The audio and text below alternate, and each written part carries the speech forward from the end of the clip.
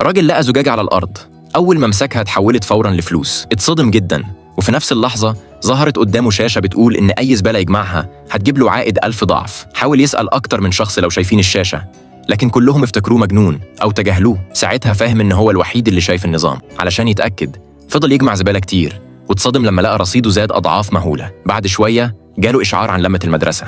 ما كانش عايز يروح، لكن النظام قال له إنه لو جمع 10 مجلات هناك هيكسب 3 ملايين دولار. فقرر يروح. وصل اللمة وكان ناوي ياخد المجلات ويمشي، لكن واحد من زمايله شافه والكل بص عليه. الناس سخرت منه وقالوا شكله زي الشحات.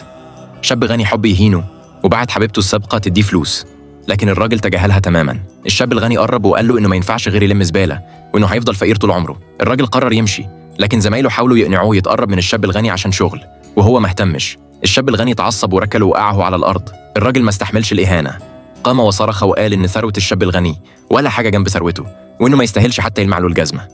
الكلام ده جنن الشاب الغني، فأمر رجاله يمسكوه وسكب عليه كاس نبيذ، والكل قال إن الراجل ده غلط في الشخص الغلط.